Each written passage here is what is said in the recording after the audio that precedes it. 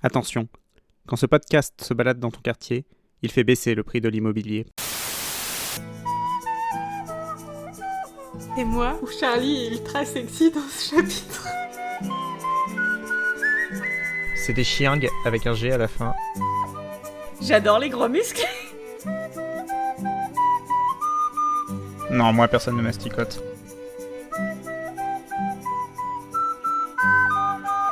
Jacob confirme que la taille compte. C'est le comble d'un podcast sur les loups-garous d'être trop niche. Pas trop envie de canne un cadavre, moi perso.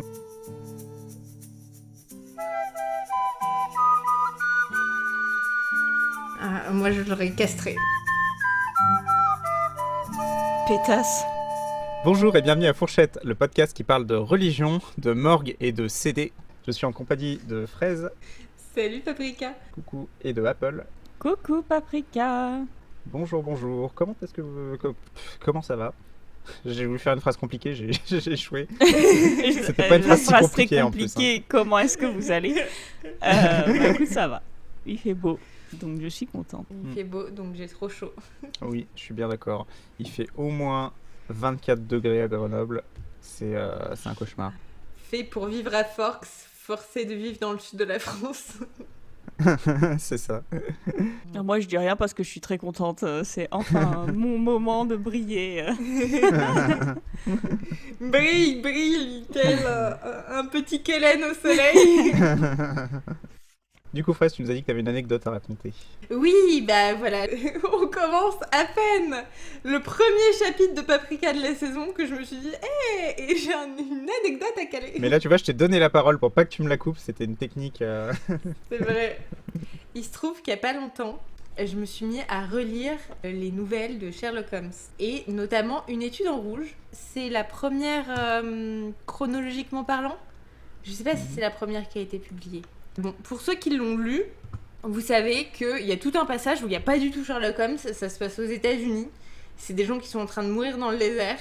Et ces personnes qui sont en train de mourir dans le désert, elles croisent in extremis des gens qui vont les sauver. Et tout de suite, j'ai compris qui c'était. Grâce à ce podcast. Attends, je vais vous le dire. Mais on n'a Lire le jamais passage. parlé du désert, hein, de l'Utah en tout cas. Alors, je sais pas si c'était dans l'Utah, mais je vais vous lire le passage et vous allez me dire. Alors, voilà. Mais qui êtes-vous s'enquit-il en regardant avec curiosité ces sauveteurs robustes et brunis par le soleil. Vous êtes en nombre. À peu près 10 000, dit l'un des jeunes. Nous sommes les enfants persécutés de Dieu, les élus de l'ange Nérona. Je n'ai jamais entendu parler de lui, mais il a une belle quantité d'élus. Ne plaisantez pas avec les choses sacrées, répliqua l'autre en fronçant les sourcils. Nous sommes de ceux qui croient aux écritures saintes gravées en lettres égyptiennes sur des plaques d'or martelées qui ont été remises au très saint Joseph Smith à Palmyre. Nous venons de Mouvu, dans l'état de l'Illinois, où nous avions édifié notre temple. Nous cherchons un refuge, loin des hommes violents et impies. Et s'il le faut, nous irons jusqu'au fond du désert. Waouh. De qui parle De qui parle-t-on Les Mormons. C'est ça. Littéralement, alors j'écoutais mon livre audio. Et j'ai mis pause, j'ai envoyé un message à Apple. Et je dis, ah, c'est les Mormons. Et là, je remets mon livre audio et il y a littéralement ce passage. Vous êtes les Mormons? Nous sommes les Mormons, répondirent en chœur ses compagnons. C'est marrant parce qu'au tout Et, début, je me suis dit que t'allais parler de vampires, mais en fait, c'était pas une très bonne description de vampires. Et surtout, ils sont pas 10 000 dans Twilight. Mais surtout, il y a finalement toute une storyline sur les Mormons dans Une étude en rouge de Arthur Conan Doyle. Mais il leur crache dessus. Les Mormons, c'est pas les gentils de l'histoire. Les Mormons, c'est les méchants. Les Mormons, ils vont voler des femmes pour être polygames. Et les Mormons, ils font mourir des gens. Mais il y a vraiment des sales histoires. Donc ça m'a fait rire parce que je sais pas quand est-ce que ça a été publié. Attendez, je vais vous retrouver la date. Donc Une étude en rouge, ça a été publié en 1887. Donc ça fait plus de 100 ans que qu'il y a des histoires un peu louches sur les Mormons. Mais voilà, je me souvenais pas que Sherlock Holmes c'était de la propagande anti-mormon. Ça m'a fait rire. Ok. Bah en fait ça m'étonne pas tant que ça parce que, enfin, pas par rapport à Sherlock Holmes, mais par rapport à la vision qu'on a des Mormons. Parce que j'avais commencé à lire un livre, je me suis arrêtée à la 100e page, bref, sur des Mormons. Bref, en gros, ça part de l'histoire d'un mec qui a tué sa femme et son enfant, et il était mormon. Et en fait, ça retrace tout l'historique de pourquoi, ou en fait, lui, il a pas de problème à dire oui, j'ai tué ma femme et mon enfant, mais genre, en fait, j'ai le droit, tu vois. Et en fait, il retrace toutes les croyances depuis le début et tout. Il parle des mormons fondamentalistes, parce que oui, attention, il y a des mormons plus fondamentalistes, donc t'imagines le truc. Et après, genre, c'est la deuxième fois que je parle de ce mec dans ce podcast, mais je suis tombée sur une vidéo de Jerem Star. Encore lui. Ah mais oui, effectivement. Elle a beaucoup tourné sur les réseaux. Bah oui, où il est allé voir une ancienne meuf de télé-réalité dans l'Utah parce qu'elle s'est reconvertie au mormonisme, elle est mariée et tout. Et déjà, moi j'étais là, la meuf fait la pub du mormonisme, genre elle a été payée, je vois, genre, c'est sûr, ils se sont mis d'accord avec son pasteur et tout sur ce qu'elle allait dire parce que elle répète quand même beaucoup de fois dans la vidéo que les mormons respectent les lois des pays. Et en gros, lui, à un moment donné, il met les pieds dans le plat en disant et la polygamie, comment ça se passe, quoi. Ouais, apparemment, c'est plus trop courant de nos jours. Bah voilà, c'est ce qu'elle dit, parce que justement, les mormons respectent les lois des pays, bon. Mais c'était un gros truc au début. Oui, mais elle dit, en gros, elle l'a mis sur le dos des mormons fondamentalistes, justement. Et mais c'était un truc de fou, parce que genre, c'était... À la limite, tu vois, que tu sois polygame, bon, ça te regarde. Mais à partir du moment où tu mets des enfants dans l'histoire, je commence à plus être d'accord. Donc, c'est sûr. Donc voilà. Donc je suis pas étonnée que si quelqu'un a eu vent de ces mormons-là, qui du coup étaient beaucoup plus hardcore il y a 100 ans, qu'ils soient pas du tout d'accord avec ça et qu'il leur ait craché dessus, quoi. C'est un grand engagé, du coup.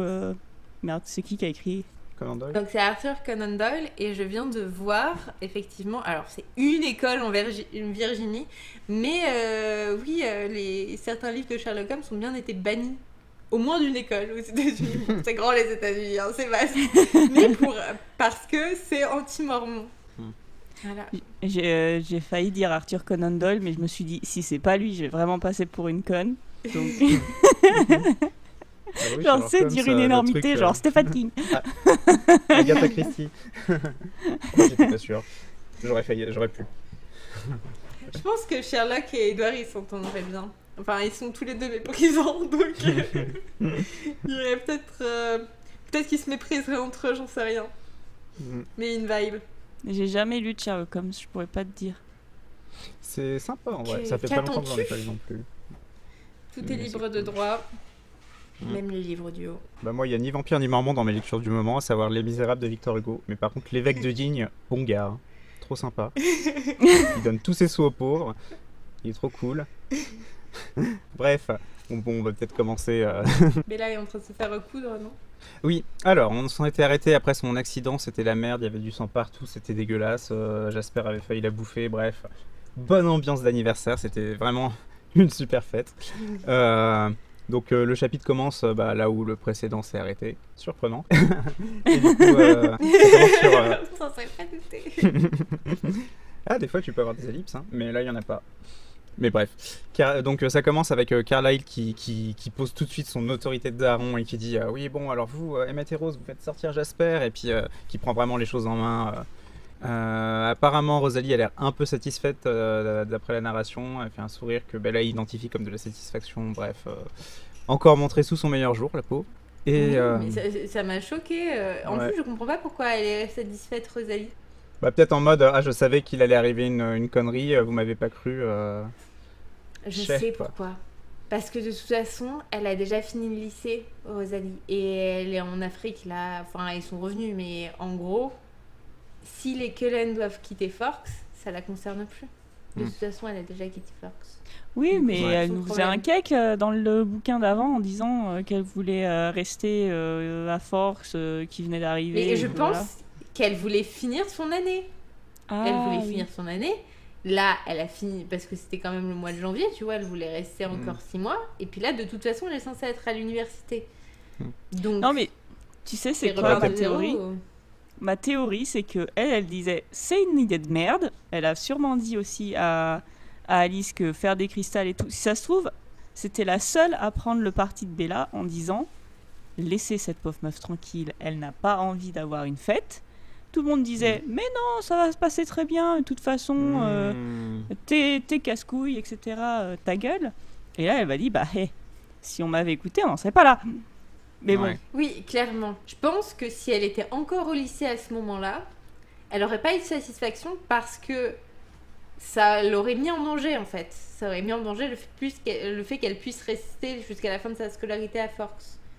Que là, elle est déjà plus à Forks 80% du temps. Du coup, même si ils doivent se barrer à cause de ça, je pense que ça la touche moins. Ouais.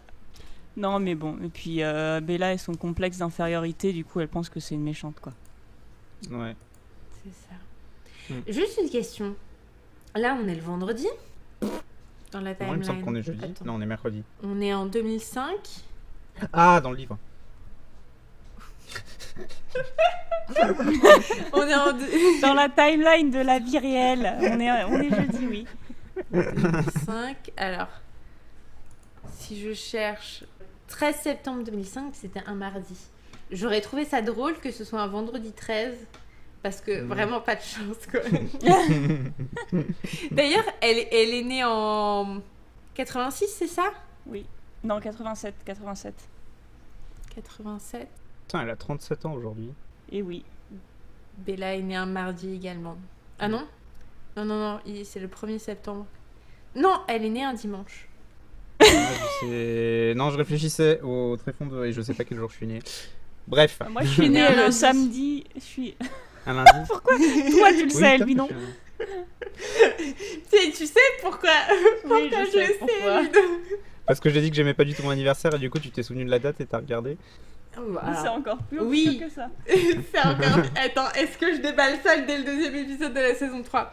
Il y a un me personnage qui est né le trouve- même jour il que se- moi. Non. Il se trouve qu'à un moment, je sais pas pourquoi, j'ai fait une fixette sur les jours de la semaine avec lesquels sont nés des gens. Alors, attention, tu n'es pas dans cette sélection.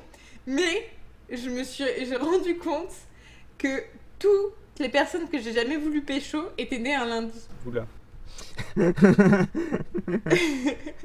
Et j'ai trouvé... Il y a pas beaucoup de gens sur cette liste, hein, mais j'ai trouvé ça... que c'était une drôle de coïncidence. Et du coup, j'ai voulu chercher le jour de naissance, le jour de la semaine de naissance de tout le monde. Et j'ai vu que Paprika, tu étais également née un lundi. Et ça a du Je sens. sais pas quoi parce faire de que cette tu es un- information. tu es un des hommes de ma... tu es un des hommes de ma vie, Paprika, sache-le. Merci, ça me fait plaisir. Mais du coup, Monsieur Fraise est également né un lundi. Ok. Sache-le aussi. Mais c'est marrant, c'est un nouveau concept, c'est un peu comme de l'astrologie, mais avec les jours de la semaine de naissance pour déterminer ça. la pétabilité des gens, quoi. Mais du coup, quand je trouve quelqu'un de mignon, maintenant je suis là. Mais est-ce que cette personne est née un lundi? Et du coup, t'as des histoires de compatibilité entre les différents jours de la semaine, ou genre les mercredis sont pas J'en sais compatibles rien, avec les j'ai lundis. pas creusé à ce Et stade. du coup, si déjà, t'es c'est né bizarre un comme lundi ça. matin, si t'es né un lundi matin, c'est un peu comme un lundi ascendant dimanche, ou un truc comme ça. J'avoue. Mettez-nous en commentaire quel jour de la semaine vous êtes né. Mais du coup, je crois qu'il Ok, madame la youtubeur. Non, mais je rêve.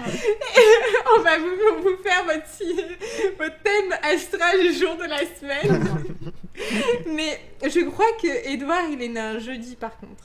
Et quand je l'ai dit à Ah, c'est Apple, le elle pire, m'a hein. dit c'est vrai parce que c'est un jour de merde le jeudi. C'est un peu comme les gémeaux du jour de la semaine, quoi.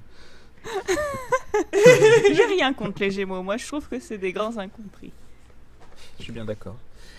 Et non, le dernier dont on a le jour de naissance, c'est Jacob. Il est né quel jour, Jacob? J'en sais rien. Il est pas né. Il est Capricorne, donc il doit être né en janvier. Le 16, je crois. Ouais, c'est possible. Paprika, n'as-tu pas la Bible sous la main? Si, mais elle est sous l'ampli de mon micro pour le rehausser, donc elle est pas Attends, j'ai facilement la Bible accessible. sous la main, moi. Le 14 janvier 90. Tu vois, j'étais pas si loin que ça avec mon 16 janvier. Qui c'est qui est né le 16 janvier? C'est peut-être mon ex. Toi aussi, t'es maudite de te souvenir de... Alors, moi, non seulement je me suis souvenu de la date de naissance de mon ex, c'est comme ça que je sais qu'il est aussi né un lundi, mais en plus, j'ai des amis qui m'ont fait remarquer que mon ex est né le même jour que Marine Le Pen. Ah, donc t'as match avec Marine Le Pen. Ce qui veut dire que maintenant, non seulement je suis condamnée à me souvenir de l'anniversaire de mon ex pour je ne sais encore combien de temps, mais en plus, je me souviens aussi de celui de Marine Le Pen, qui, sachez-le, est également né un lundi. Vous faites ce que vous voulez de cette information. Vérifier, du coup.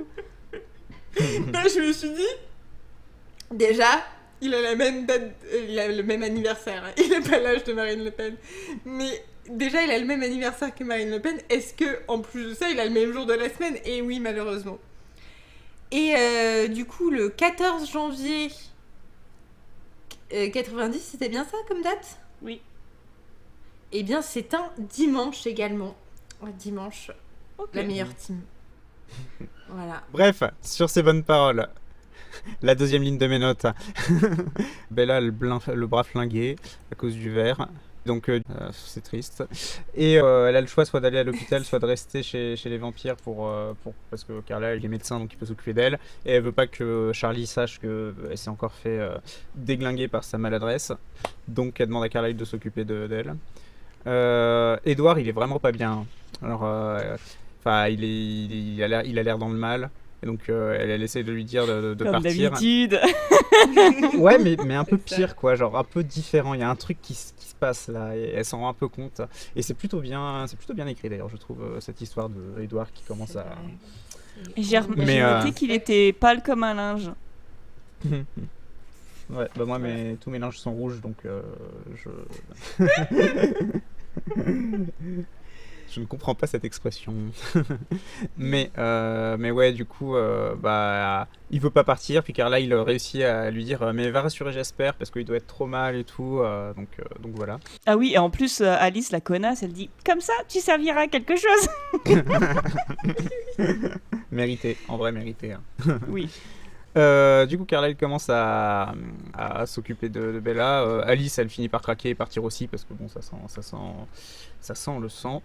Donc si je me trompe pas, il y a que Carlyle et Bella qui sont tout seuls dans la pièce.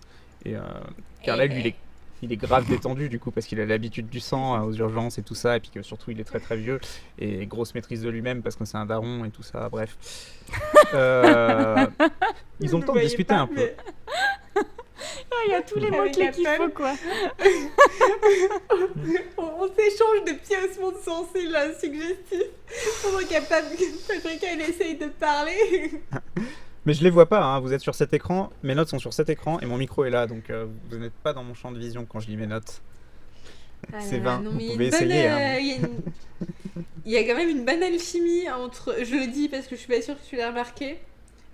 Mais il y a quand même une bonne alchimie entre Bella et Carlyle, ce chapitre-là. Ouais, si, je l'ai remarqué. Et c'est vachement cool. Parce que du coup, c'est un peu la première grosse discussion. Enfin, non, il y en avait dans Fascination aussi, mais celle-là est assez intéressante, je trouve. Du coup, Carlyle est grave détendu, discute un peu. Donc, déjà, on apprend que Carlyle, son boulot, il l'aime un petit peu parce qu'il a une sorte de complexe du sauveur chelou en mode ouais, mais je peux les sauver, puis comme ça me repent un petit peu. Bref, alors c'est pas un petit peu, hein, c'est complètement ça. Hein. Ouais, c'est marrant parce qu'au début, c'est toute sa vie. Oui, clairement. Son job, c'est pas, il aime pas un petit peu. S'il pouvait faire que ça et choser Esmé. Oh putain. Tu vas nous tuer. Donc son job, c'est toute sa vie. Rien que son job.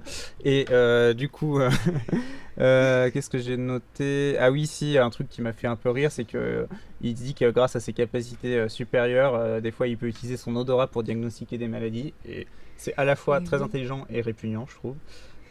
Non, mais ça, il y a plein d'animaux. Oui, on en avait parlé. Il y a des animaux qui arrivent à. Ouais, mais ça veut dire que. Maladies, si jamais, enfin, je me mets à sa place, t'arrives dans un hôpital et t'es capable de sentir tous les trucs, ça doit être un cauchemar, genre. Ah, c'est sûr. Après, encore une fois, je pense que c'est comme les chiens, tu vois. Les chiens, ils adorent sentir de la merde. Je pense que c'est pareil, les vampires, pas qu'ils adorent sentir de la merde, mais que les odeurs qui sont dégoûtantes pour nous le sont pas forcément pour eux. Elles sont peut-être plus intéressantes. Ok. Pas forcément alléchantes, mais au moins intéressantes que nous, ça nous dégoûterait, mais eux, non. Et il me semble qu'on avait parlé dans la saison 1 que justement, t'as certains chiens qui sont capables de sentir certains cancers, qui ont une certaine odeur.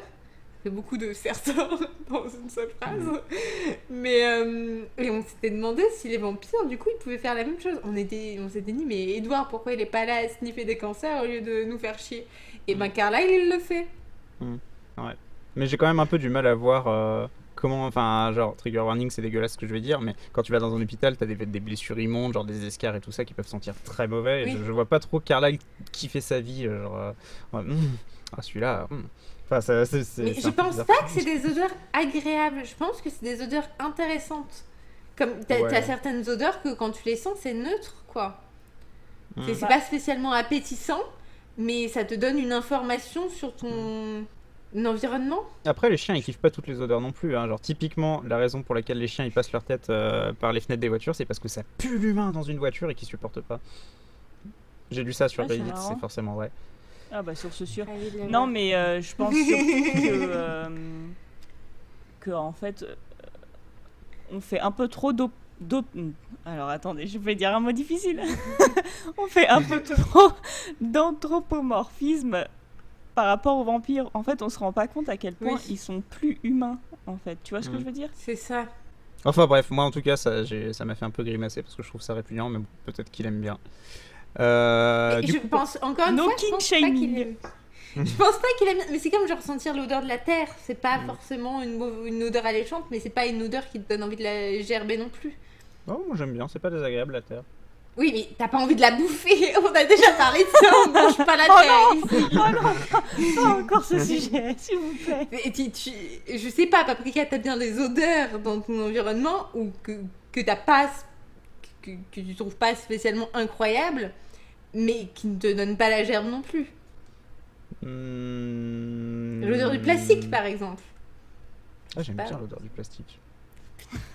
Mais j'adore l'odeur de l'essence. Franchement, je suis pas forcément la bonne personne. Ça sent trop bon. Moi, je vois vraiment son odorat comme... Il y a des trucs qu'il trouve alléchants et des trucs qu'il trouve dégueulasses. Alléchants les humains, dégueulasses les loups-garous. Mais t'as plein d'odeurs entre ou qui prend juste comme une prise d'information, comme quelque chose qu'il pourrait percevoir avec ses yeux. Ou ses oreilles. T'as des sons qui sont neutres. Ok. Non, ouais, ça se tient. Bref, en tout cas, ils discutent un petit peu et on a quelques infos sur le père de Carlyle qui sont assez intéressantes. Enfin, on savait déjà qu'il était pasteur et qu'il était un peu hardcore avec sa foi. Et Carlyle n'était pas trop en accord avec la foi un peu violente de son père. Enfin, violente, bref. Bah, je pense que en fait, son père, il était radical. C'est ça ce qu'il veut dire. Oui, c'est ça.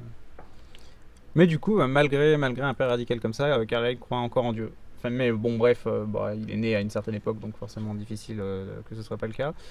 Mais tout le monde est né à une certaine époque.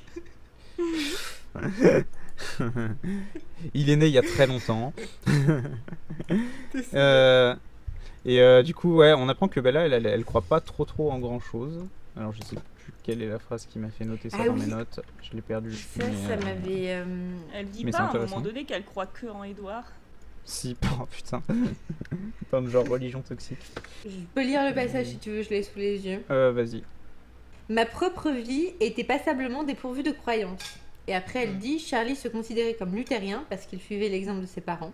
Mais il va pas à la messe, il va pécher.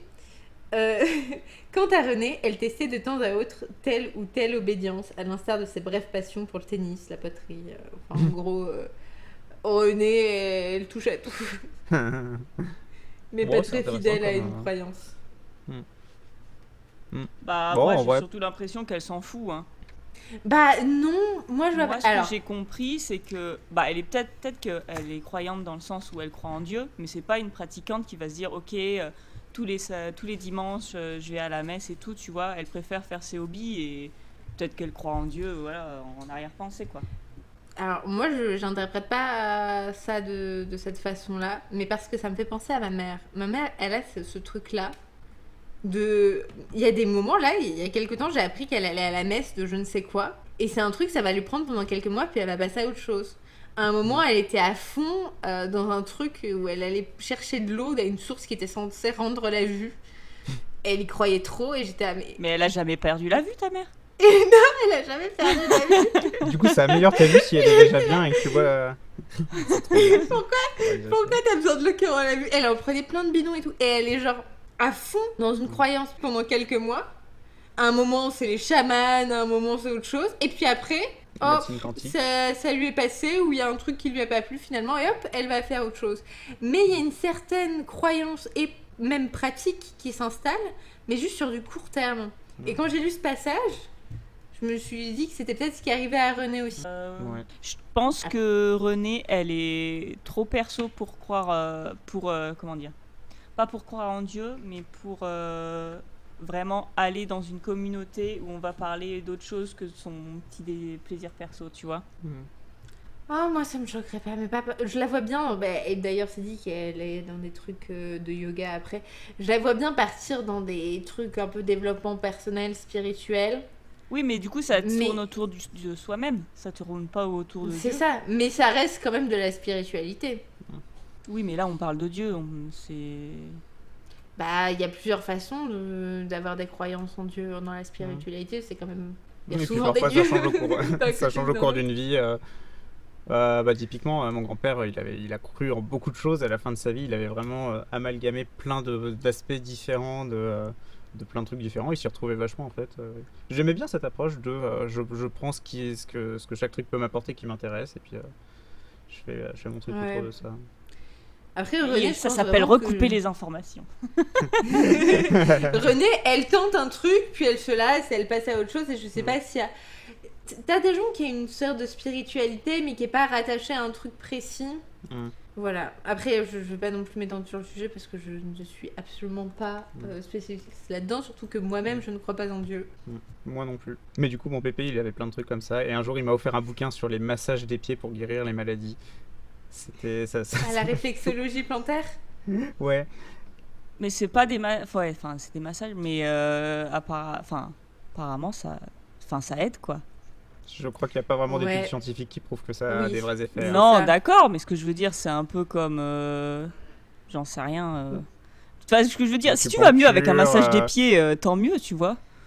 C'est ça. Mais de toute façon, l'effet placebo, ça reste un effet, hein, mais faut juste pas que ça remplace des vrais soins dont tu as vraiment besoin. Il y avait un index avec plein de maladies différentes, et il y avait des trucs quand même sacrément graves pour lesquels ils disaient oui, alors vous massez le point P machin truc bidule entre votre orteil et truc, et ça c'est un peu dangereux quand même. J'ai un mec qui est dans le domaine de la santé et il a une opinion dessus assez précise et que je trouve plutôt intelligente, donc je vais la partager. C'est que les médecines alternatives, médecine douce, tout ça, il n'y a pas de souci si tu as un cancer et que tu as envie de te faire masser les pieds parce qu'on t'a dit que si on t'appuyait à tel endroit, ça allait t'aider. Pas de problème, mais il ne faut pas que ça rentre en conflit avec les soins de la médecine traditionnelle, c'est classique. Voilà, que tu te fasses masser les pieds pour guérir ton cancer, il n'y a pas de souci, tant que tu fais aussi les soins que les médecins te font. Ce qui est dangereux, ça peut même être bénéfique d'avoir des médecines douces à côté, mais faut pas que j'ai envie de te dire, autant multiplier les chances, tu vois. C'est ça. Non, puis tant c'est que vrai ça que te fait pas de mal. Dans des médecines alternatives, des fois, tu peux avoir des suivis un petit peu plus personnels que les gens de l'hôpital qui sont débordés par le travail et qui s'occupent de toi tout le temps. Oui, c'est vrai aussi parce que c'est privé, hein. On va pas se mentir, hein. Oui, et que le service public est en train d'être détruit, mais bref. Il y a eu une sombre histoire comme ça dans mon village, dans les Alpes, là, où il y avait un mec... une petite personnalité dans le village, d'ailleurs, je vais taire les autres détails parce qu'on est quand même sur internet, on ne sait jamais, mais sa pauvre femme a eu un cancer et genre il l'a convaincue de ne pas faire de chimio et de boire du jus de raisin à la place. ça, elle n'est c'était- pas là pour dire ce qu'elle en pense, voilà. Donc, écoutez quand même votre médecin avant de... Enfin, buvez du jus de fruits si vous voulez, il n'y a pas de problème, mais bon, Mm. Je connais des c'est en anecdotes complément. similaires. Mm. Avec des jeunes à base de fruits, de jus, pour guérir le cancer. Spoiler, Oui, les fins sont tragiques. oui. Non, mais ça m'a fait bizarre de connaître personnellement un mec qui a fait ça, quoi. C'est tout. Pas personnellement, Coupe Africa. je l'ai pas invité à boire le thé. Hein, Bah, j'espère bien. Ah non, je lui ai donné du Boire jus un de raisin. petit jus de raisin. Regardez-nous à faire les mêmes blagues. Bon, Paprika, parle-nous de tes messages de pied, puis on retourne à Bella. Bah, Pour finir sur une note un peu moins sombre, j'avais regardé du coup l'index de toutes les maladies dans ce bouquin de pied et j'avais regardé calvitie. Et le bouquin dit il n'existe pas de remède contre la calvitie. Ah, même le massage des pieds. Ah bah Même le putain, massage franchement, des pieds, c'est y a pas de pas de chance. remède.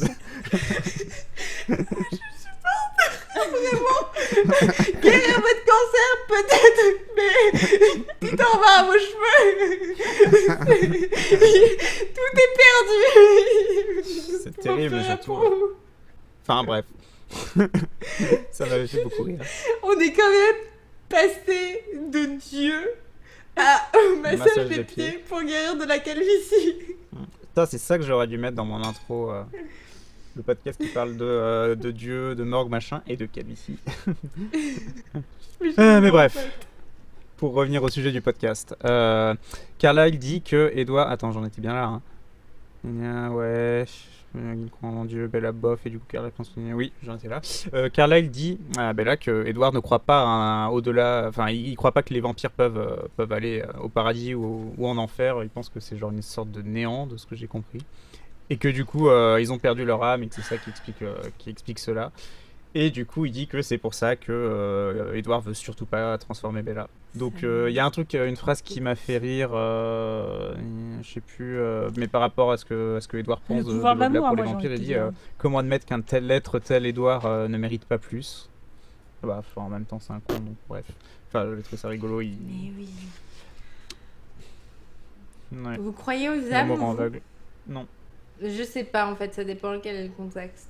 Mais ce passage, ça me fait penser... Alors, il y a un podcast sur le deuil qui est très bien, qui s'appelle Mortel, de South Merakchi.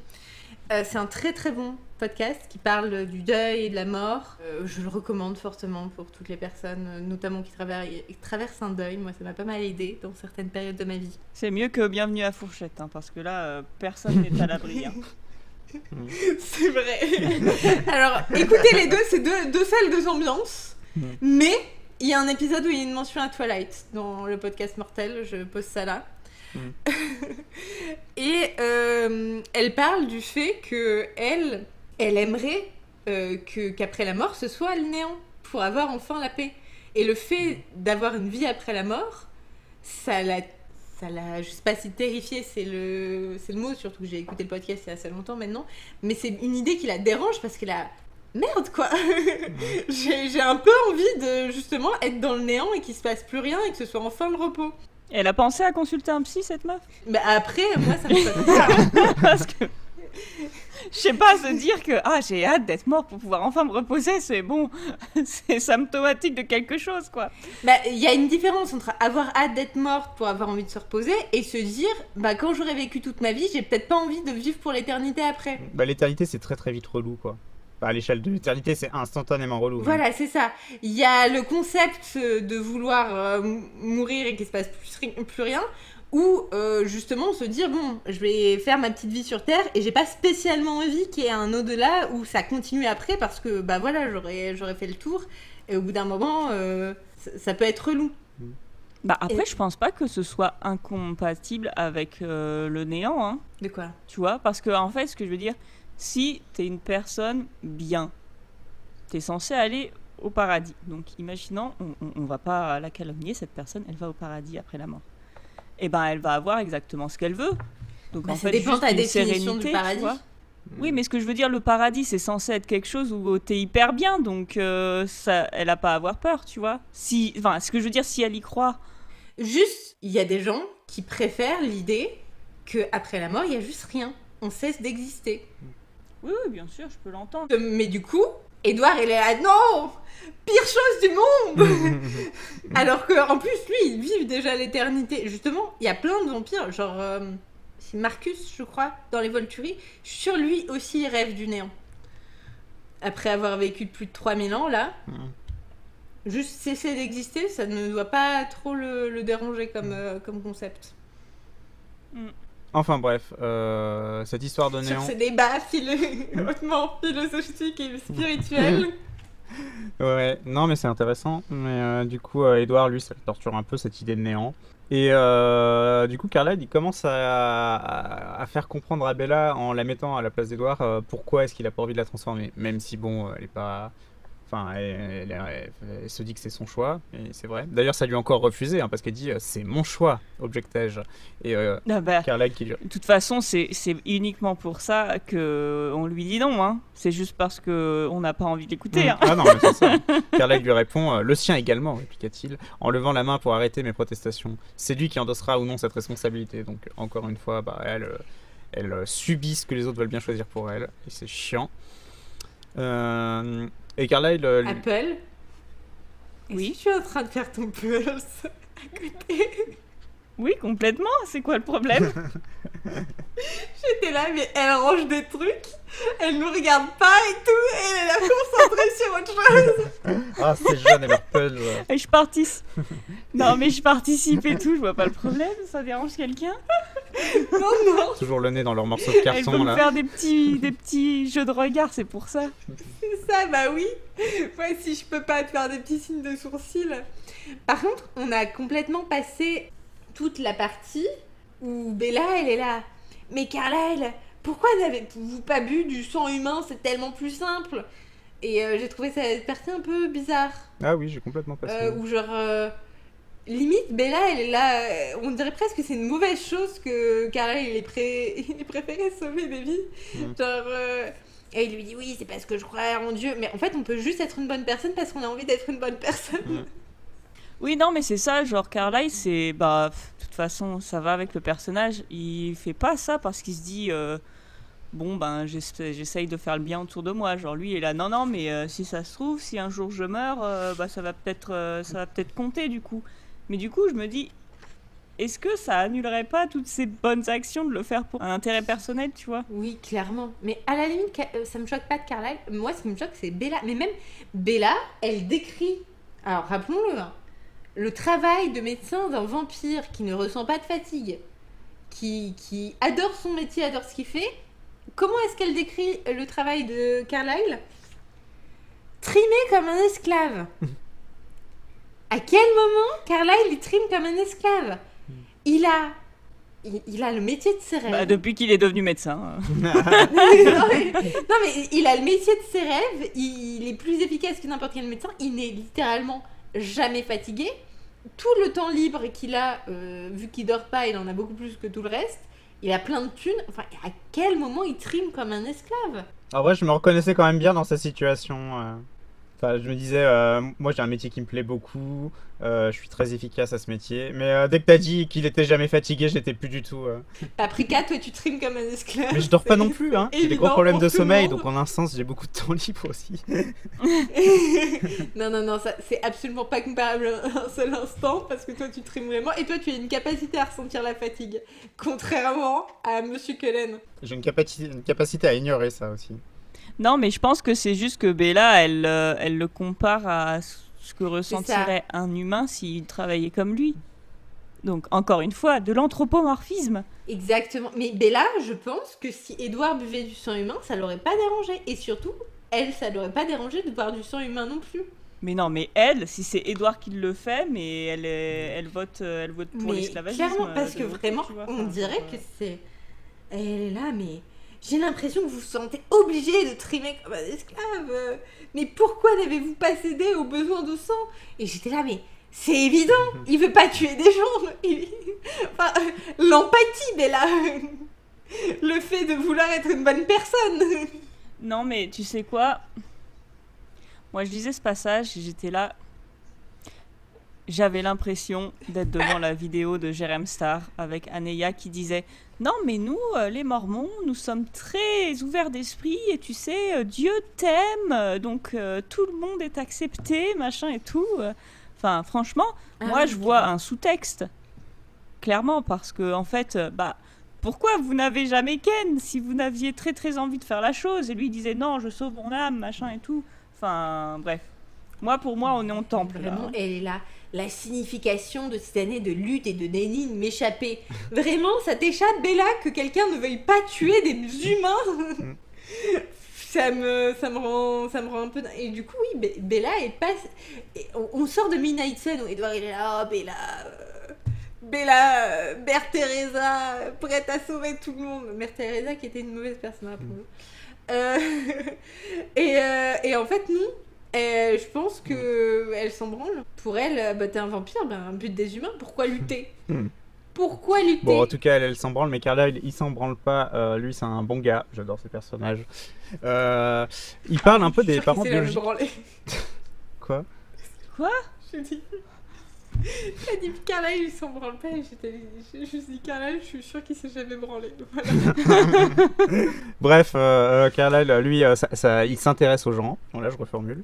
Et du coup, il parle un peu des parents d'Edward, c'est assez intéressant. Donc, on apprend que le père d'Edward, il est mort très rapidement dès la première vague de la grippe espagnole. Et sa mère, un peu plus longtemps après. Enfin, elle a survécu plus longtemps. La mère d'Edward lui ressemblait beaucoup. Et Edward s'était un peu attaché à eux.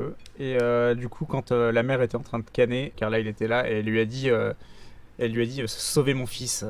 Mais en mode sauvez mon fils, faites tout ce que vous pouvez, genre peut-être qu'elle sait quelque chose ou qu'elle a deviné un truc.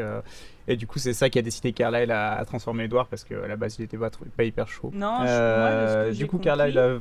Excuse-moi, mais moi, ce que j'ai compris, c'est qu'en fait, il y avait pensé, mais il n'osait pas en se disant que c'est immoral. Mais comme la mère d'Edward, elle était là, genre, par tous les moyens sauver mon fils, il était là. Oh, c'est un signe. Si c'est maman qui demande. Oui, c'est ça. Du coup, Edward était pas mort, mais il a quand même fini dans une morgue et Carlyle l'a volé dans la morgue. Et truc intéressant, mais pour le transformer, lui infliger la même chose que que la façon dont lui avait été transformé en vampire, ce qui est horrible et douloureux, alors que il s'est rendu compte plus tard qu'il y avait des méthodes plus efficaces. Bref, il dit qu'il y a encore des moments où il se demande s'il a fait le bon choix, si c'était la bonne chose, mais ce petit passage flashback était assez intéressant, je trouvais. Oui. Bella, elle est trop kécho que Edward avait les yeux verts avant. Voilà. Ouais, ça m'étonne pas. Ouais. Il est roux, hein. Pourquoi pas les yeux verts? C'est pas la combinaison la plus rare. Dans la fiction, c'est la plus courante, roux aux yeux verts. Bella a enfin le bras complètement rafistolé, mais moche, j'imagine, parce que bref, une grosse plaie. Edward arrive, il est complètement choc-barre. J'ai noté choc-barre dans mes notes. Mais tout droit. J'adore ce mot. Oui. J'aime bien glisser des petits trucs drôles dans mes notes, et je l'ai dit genre une fois sur 15, mais je sais qu'ils sont là et ça me... Choc-barre, j'adore ce mot. Bref, il rhabille Bella pour éviter que Charlie la voie ensanglantée. Et Edward la ramène chez elle. Et dans la voiture, il est super silencieux. Ce qui est bizarre. Bon, il est toujours un peu silencieux et chiant et tout ça. Mais là, il a l'air plus chiant que d'habitude.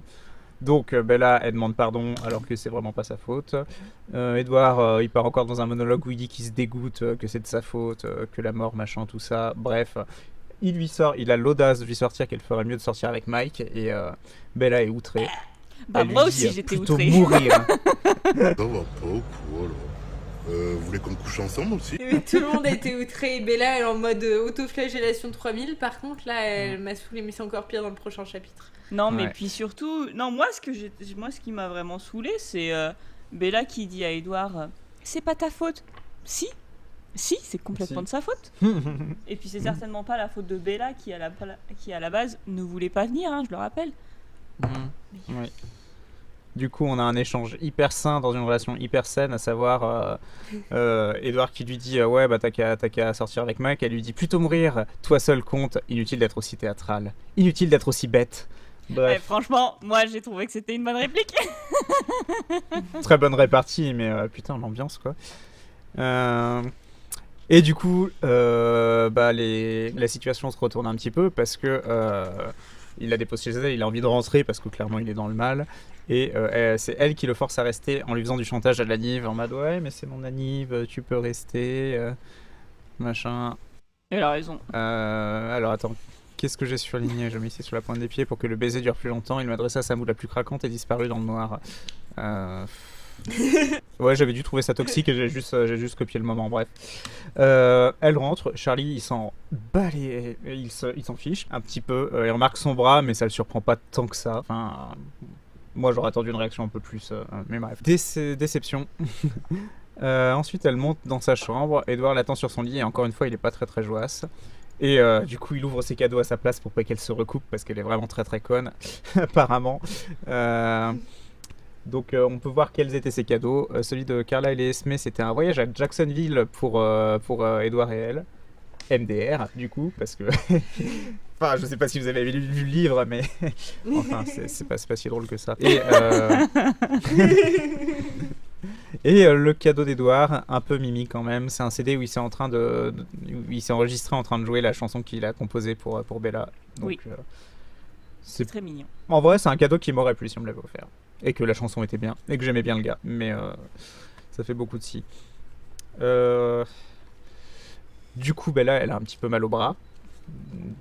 Bizarrement. Je suis pas d'accord, même si la chanson elle était nulle, j'aurais été grave touchée parce que le mec il s'est cassé le cul. Voilà. Ouais. En vrai, si j'aime la personne mais que la chanson est nulle, je suis touché. Par contre, si la chanson est bien et que j'aime pas la personne, là c'est mort. Oui.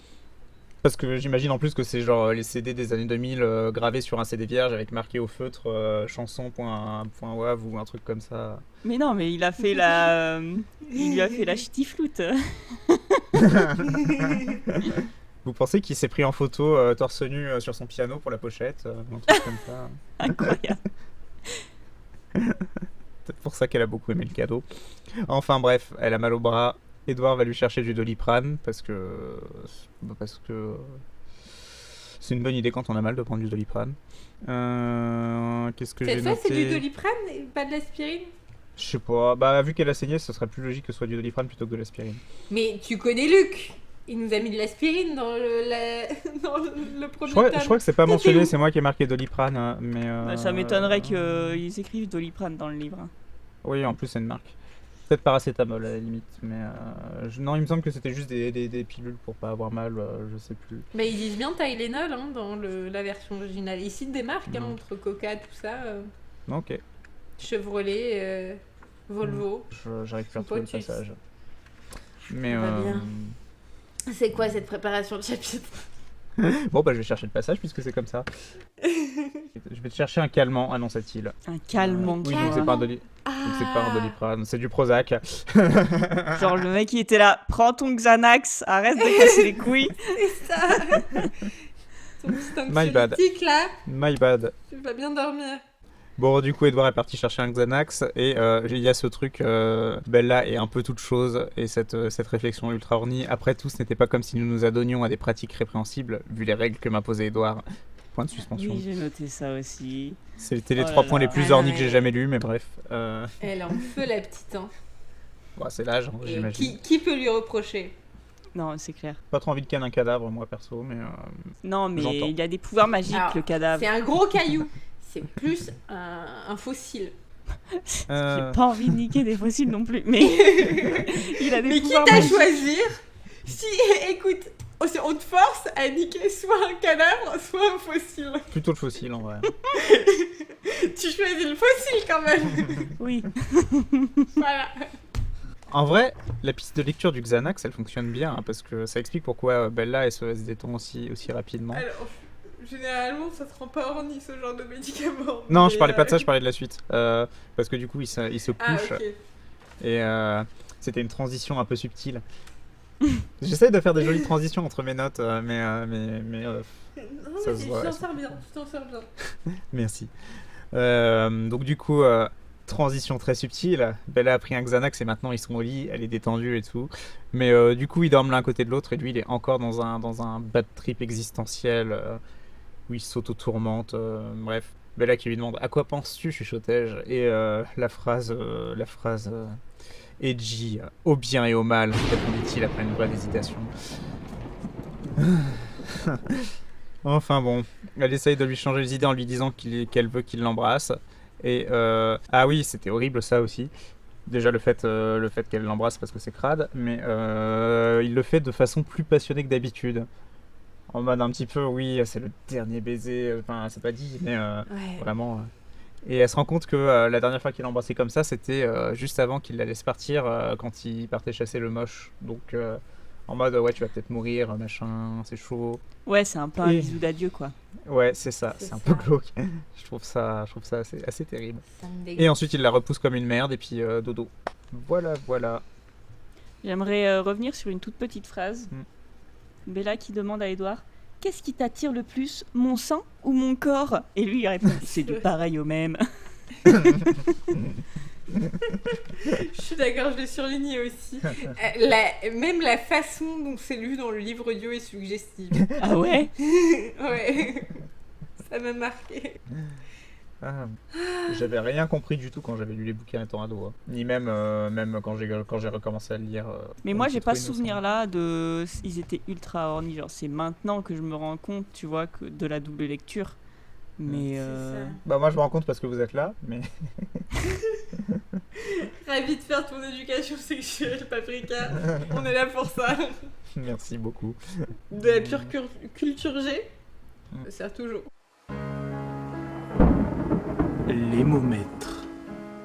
Du coup, les momètres, moi j'ai mis 5 parce qu'en vrai on passe pas tant de temps que ça avec Edouard, on est avec Carlyle, il est plutôt cool et même il est plutôt positif Carlyle en fait, parce que même s'il dit que peut-être qu'il y a le néant et tout ça, il dit que faire des choses bien, bah du coup t'as un peu de positif et peut-être que ça peut faire peser la balance, je sais plus comment il le dit mais il le dit... Oh non, mais Carlyle, de toute façon, lui, il est là, non mais... peut-être que je collecte les pièces et puis peut-être que du coup Dieu il me laissera aller pas en enfer. Ouais. Mais enfin bon du coup ça c'est une bouffée d'air frais je trouve Carlyle entre tous les... Donc ouais moi je partirais sur 5. J'avoue, 5 c'est pas mal.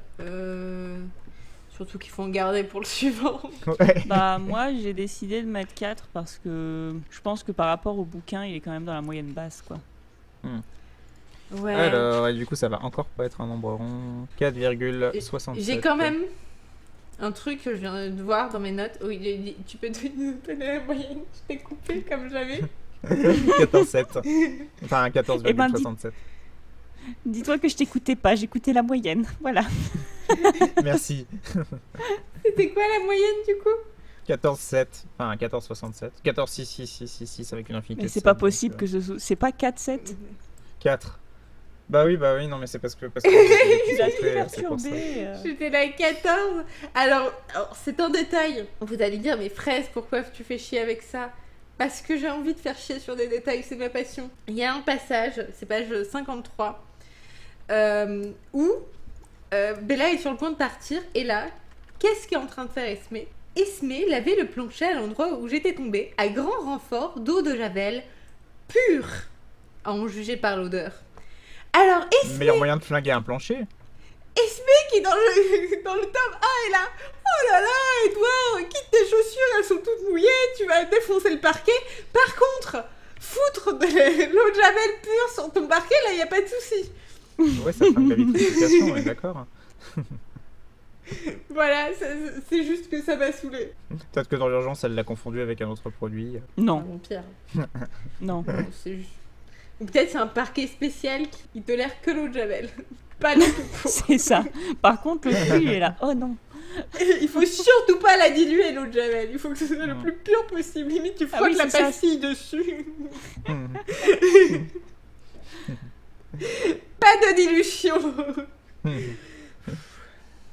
Voilà, Est-ce que vous avez des points, Luc? J'en ai pas noté. Il y en a certainement. Non, il me semble pas. Moi non plus. Je crois pas. Non, j'ai pas l'impression. Vous avez des choses à rajouter du coup? Non. Moi, je vais aller pour l'eau de javel. Je pense que. A raison. Non, moi j'ai bien aimé ce chapitre. Moi aussi. Bah pour l'instant, c'est un plaisir à lire. Hein. Je sais pas si c'est parce qu'on a lu Midnight Sun avant, mais puis le chapitre. Bah, en vrai, je parlerai du chapitre suivant le prochain. Mais j'ai bien aimé le chapitre suivant aussi. Mais moi aussi, franchement, à ce stade-là du livre, je suis là, genre, waouh, c'est trop bien, genre, vraiment, je suis au top, quoi. Ouais. Alors, je suis pas de votre avis pour le chapitre suivant, mais j'ai Maya Baran dans les oreilles, c'est tout ce que je voulais. Voilà. Je suis ta première fan, Maya. Bon, et bah du coup, on peut conclure si ça vous va. Oui. Et bah, merci beaucoup de nous avoir écoutés. On espère que cet épisode vous aura plu. On espère aussi que tous les autres vous auront plu et que tous les suivants, pareil. Bref. Mettez-nous 5 étoiles. Oui, s'il vous plaît. Et on vous retrouve... Ou pas. Hein. Alors si. 4,5, ça nous va aussi. Non. Si, c'est vrai. Mais à la limite, mettez-nous rien plutôt qu'une mauvaise note. Ou alors, envoyez-nous un message. Et dites-nous, Un commentaire constructif, en vrai. J'en ai marre que vous parliez de pieds. Ah. Ou de terre. La terre, c'est mon obsession quand même. Par contre, vous m'empêcherez jamais de parler de jour de la semaine, je suis désolée. C'est ta liberté de penser. Bref, on vous dit à la semaine prochaine pour le chapitre 3, la fin qui n'est, je le note parce que c'est intéressant, pas la fin du bouquin. Bisous et à la semaine prochaine. À la semaine prochaine. Générique et identité visuelle par Paprika, montage et mixage audio par Apple, gestion des réseaux sociaux par Fraise. N'hésitez pas à nous suivre.